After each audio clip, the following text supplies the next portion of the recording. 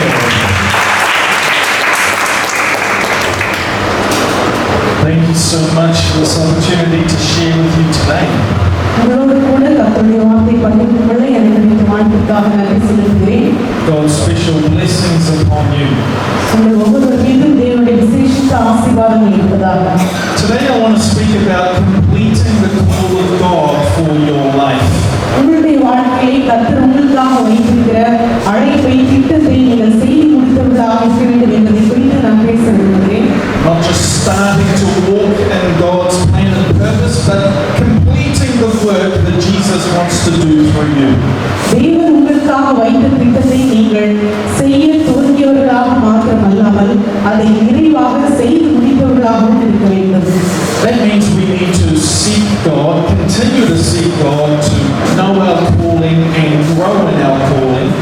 நம்முடைய அழைப்பு என்ன என்பதை அறிந்து கொள்வதிலும் நம்முடைய அழைப்பிலே படிப்படியாக உறுதியாக அதை நாம் முன்னேறி செய்வதிலும் நாம் தேவனை அறிந்து கொள்வதில் இன்னும் அதிகமாக ஆர்வம் காட்ட வேண்டும். Because it is a lifelong journey.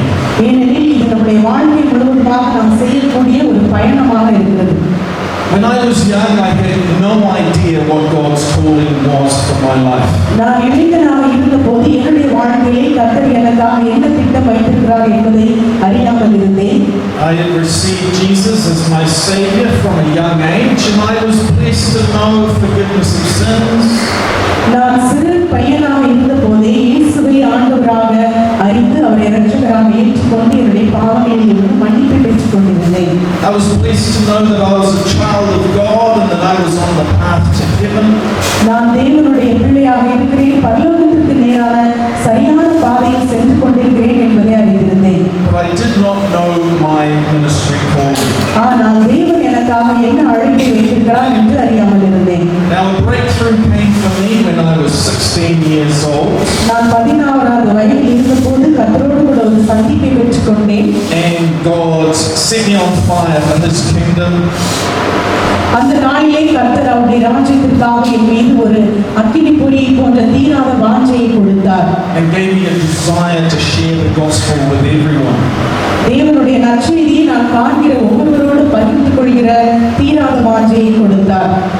At that time when I was 16, I thought, God, why did you wait so long? Why didn't you touch me when I was younger? நான் 16வது வயதில் ஆண்டவரால் தொடப்பட்ட போது நினைத்தேன், ஆண்டவரே ஏன் இத்தனை ஆண்டுகள் நீ காத்திருந்தீர்? நான் இன்னும் குழந்தையாக இருக்கும்போது என்னை ஊழியத்திற்கு அழைத்திருக்கலாம் அல்லவா என்று நினைத்தேன். I wasted those 16 years. I should have been on fire for Jesus right from when I was a little child. அந்த 16 வருடங்கள் எனக்கு வீணாய் போய்விட்டதே என்று கவலைப்பட்டேன். நான் குழந்தையாக இருக்கும்போதே ஒரு ஊழியக்காரனாக இருந்திருக்கலாம் என்று ஆசைப்பட்டேன். But of course I didn't know or had that understanding of the power of the Holy Spirit in my life. பரிசுத்த ஆவியானவருடைய வல்லமை எவ்விதமாக என் மூலமாக செயல்படுகிறது என்பதை நான் முழுவதுமாக அந்த நாளில் அறியாமல் இருந்தேன். And of course 16 is still young. 16 வயதே ரொம்ப சின்ன வயதுதான். So I was blessed that God called me when I was young. நான் சிறுவனாக இளைஞனாக இருந்தபோதே கர்த்தர் என்னை அழைத்ததினால் நான் அதிகமாக ஆசீர்வதிக்கப்பட்டிருக்கிறேன். To begin traveling around my home country of New Zealand. என்னுடைய நியூசிலாந்து தேசத்திலே நான் அநேக இடங்களில் அலைந்து திரிந்து கர்த்தருடைய ஊழியத்தை செய்தேன். And I would just take whatever opportunities God gave me. எனக்கு கிடைத்த எல்லா வாய்ப்புகளையும் நான் பயன்படுத்தி கர்த்தருடைய நற்செய்தியை பகிர்ந்து கொண்டேன். If I got an opportunity to work with this church or go to that place, I was just taking whatever open doors Jesus would give me. ஏதாவது திருச்சபை எனக்கு வாய்ப்பு கிடைத்தாலும் அல்லது வெளியே இடங்களில் வாய்ப்பு கிடைத்தாலும் எல்லா வாய்ப்புகளையும் நான் பயன்படுத்தி நான் கர்த்தருடைய ஊழியத்தை செய்தேன். I began to grow in the understanding that Jesus had called me to be an evangelist. கர்த்தர் என்னை சுவிசேஷகனாக இருக்கும்படியாக அழைத்தார் என்பதை நான் படிப்படியாக புரிந்து கொண்டேன். And a major job of an evangelist is to take the gospel to the unbelievers, to the lost. ஒரு சுவிசேஷகனுடைய வேலை என்னவென்றால் இழந்து போய் இருக்கிற ஜனங்களுக்கு தேவனுடைய நற்செய்தியை எடுத்துச் செல்வதுதான். Jesus said, "Go to all the world and preach the gospel to all creation." உலகமெங்கும் சென்று சர்வ சிருஷ்டிக்கும் சுவிசேஷத்தை பிரசங்கிங்கள் என்று இயேசு கூறினார். And God gave me a burden for the lost because I believed what the Bible said about heaven and about hell. பரிசுத்த வேதாகமத்திலே பரலோகத்தை குறித்தும் நரகத்தை குறித்தும் எழுதியிருக்கிறதை நான் உறுதியாக விசுவாசிக்கிறபடினால் தேவன் அற்றிருக்கிற ஜனங்களை குறித்து நான் அதிகமான பாரமுடையவனாக இருக்கிறேன். We need a revelation in our spirit of the glories of heaven and how wonderful it's going to be with Jesus face to face forever. இயேசுவோடு கூட முகமுகமாக நேரடியாக பரலோகத்திலே சதா காலம் வாழ்வது எவ்வளவு மகிமையாக இருக்கும் என்ற வெளிப்பாடை நாம் பெற்றுக்கொள்ள வேண்டும். And Jesus also told us about hell because He loves us, He wants us to know the truth, and He wants us to save souls. தேவன் நரகத்தை பற்றிய உண்மையை நமக்கு சொல்லி இருக்கிறார். ஏனெனில் தேவன் நம்மை அதிகமாக இருக்கிறார். எனவே நாம் உண்மை என்ன என்பதை நாம் அறிந்து கொள்ள வேண்டும். அநேக ஆத்மாக்களை அந்த நரகத்திலிருந்து காப்பாற்ற வேண்டும் என்பதற்காக. But today I want to give you a passion in your heart to know your calling and to fulfill your calling. இன்றைய தினத்திலே நான் உங்களுக்கு சொல்லி உற்சாகப்படுத்த விரும்புவது என்னவென்றால், உங்கள் ஒவ்வொருவருக்கும் கர்த்தர் உங்களுடைய வாழ்க்கையிலே என்ன அழைப்பு வைத்திருக்கிறார் என்பதை நீங்கள் தெரிந்து கொண்டு அதை நீங்கள் வெற்றிகரமாக செய்து முடித்தவர்களாக விளங்க வேண்டும் என்பதே. And to know the call of God for your church and aim to fulfill the call of God for your church. இந்த திருச்சபைக்கு கர்த்தர் என்ன அழைப்பை வைத்திருக்கிறார் என்பதை அறிந்து கொண்டு அதனோடு கூட நீங்கள் சேர்ந்து திருச்சபையின் அழைப்பை செய்து முடிக்க நீங்கள் தொடர்ந்து ஊழியம் செய்ய வேண்டும். Jesus has a special work for every church to complete. இயேசு கிறிஸ்து ஒவ்வொரு திருச்சபையும் செய்து முடிக்க வேண்டிய விசேஷமான ஒரு பணியை வைத்திருக்கிறார். What is the work that Jesus wants you to complete for his kingdom? தேவன் உங்களை செய்து முடிக்கும்படியாக அழைக்கின்ற பணி என்னவென்றால் அவருடைய ராஜ்யத்திற்கான பணியாகும். Now in the Old Testament, God had a special calling for the nation of Israel. பழைய ஏற்பாட்டிலே நாம் வாசிக்கிறோம், இஸ்ரவேல் தேசத்திற்கு ஒரு விசேஷித்த அழைப்பை கர்த்தர் கொடுத்தார். And Israel was very up and down, obeying God, sometimes falling into sin. ஆனால் இஸ்ரவேல் ஜனங்கள் தேவனை தேடுகிறவர்களும் வழியை போகிறவர்களுமாக அப்படியே முரட்டாட்டம் செய்கிறவர்களாக இருந்தார்கள். Nevertheless, God fulfilled his calling upon Israel to bring forth the promised Messiah. ஆனால் இஸ்ரவேல் ஜனங்கள் எப்படிப்பட்டவர்களாக இருந்தாலும் கர்த்தர் வாக்குரைத்தபடியே மேசியாவை அனுப்பினார். And God fulfilled through the nation of Israel his desire to bring forth the Bible. பரிசுத்த வேதாகமத்தை இந்த உலகத்தில் கொண்டு வருவதற்காக கர்த்தர் இஸ்ரவேல் ஜனங்களை பயன்படுத்தினார். And really the only reason we have the Bible is because of God's calling upon the nation of Israel. இஸ்ரவேல் தேசத்தின் மீது கர்த்தர் வைத்திருந்த அழைப்பினாலே இன்று நம்முடைய கரங்களிலே பரிசுத்த வேதாகமம் இருக்கிறது. So despite their sin, God has been able to do great works through them. எனவேதான் அவர்கள் பாவம் செய்கிறவர்களாக இருந்தாலும் அவர்கள் மூலமாக கர்த்தர் அநேக பெரிய காரியங்களை செய்து கொண்டிருக்கிறார். And the call of God has never gone away from the nation of Israel. இஸ்ரவேல் தேசத்தை விட்டு ஒருபோதும் தேவனுடைய அழைப்பு விட்டு விலகவே இல்லை. You could say there are almost like two issues going on at the same time. இரண்டு விதமான காரியங்கள் ஒரே நேரத்தில் சென்று கொண்டிருப்பதை நாம் பார்க்கலாம். One has come out of the spiritual blindness out of many of the people of Israel. இஸ்ரவேல் தேசத்திலே இருக்கிற அநேக ஜனங்கள் ஆவிக்குரிய குருடர்களாக இருக்கிறார்கள். But the other is God's eternal love for the people of Israel. இன்னொன்று கர்த்தர் இஸ்ரவேல் ஜனங்கள் மீது அநாதி சிநேகமுடையவராக இருக்கிறார். And whenever a Jewish person turns to the Lord and the scales of darkness fall from their eyes, it's a mighty thing. நீங்கள் இதை குறித்து சிந்தித்து பாருங்கள். ஒரு யூதராக இப்பொழுது இருக்கிறவர் தன்னுடைய ஆவிக்குரிய குருட்டாட்டத்திலிருந்து வெளியே வந்து இயேசுவை ஏற்றுக்கொண்டு ஒரு யூதர் இயேசுவுக்கு ஊழியம் செய்வார் என்றால் அவர் எவ்வளவு வல்லமையான ஊழியங்களை செய்யக்கூடும் என்பதை நாம் எண்ணி பார்க்கலாம். Now for the last 2000 years, Jesus Christ has been raising up his church throughout the world. உலகம் முழுவதுமாக கடந்த 2000 வருடங்களாக கர்த்தர் தமக்கென்று திருச்சபைகளை எழுப்பிக் கொண்டிருக்கிறார். But has the church fulfilled our calling?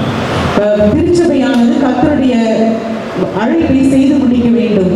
And if you study church history, you actually find the church was also up and down. திருச்சபையின் வரலாறை நாம் பார்க்கும்போது திருச்சபையும் இஸ்ரவேல் ஜனங்களைப் போல ஆவிக்குரிய ஜீவியத்திலே நெருங்கி செல்வதும் பின்வாங்கி செல்வதும் அப்படிப்பட்ட காரியங்களையும் நாம் வாசிக்கிறோம். But Jesus has promised that ultimately the church will fulfill her calling. ஆனால் இயேசு கிறிஸ்து வாக்குரைத்திருப்பது என்னவென்றால் கடைசியாக முழுவதுமாக திருச்சபையானது கர்த்தருடைய சித்தத்தை செய்து முடிக்கிறதாக இருக்கிறது. Israel prepared the way for the first coming of the Messiah. இஸ்ரவேல் தேசமானது மேசியா வருகின்ற அவருடைய முதலாவது வருகைக்காக வழி ஆயத்தப்படுத்தினது. Then there was a specific prophet called John the Baptist. யோவான் ஸ்நானகன் இயேசுவுக்கு முன்பாக வந்து அவருக்கு வழி ஆயத்தப்படுத்தினார்.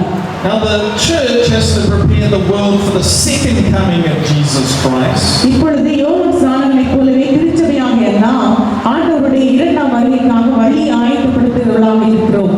And the church, pictured as being like a bride, has to be ready for for the coming of her bridegroom. திருச்சபையானது தன்னுடைய மணவாளனுக்காக காத்திருக்கிற மணவாட்டிக்கு ஒப்பாக கூறப்பட்டிருக்கிறது. And we are only going to be ready for the return of Christ when we have completed the work that Jesus has given us.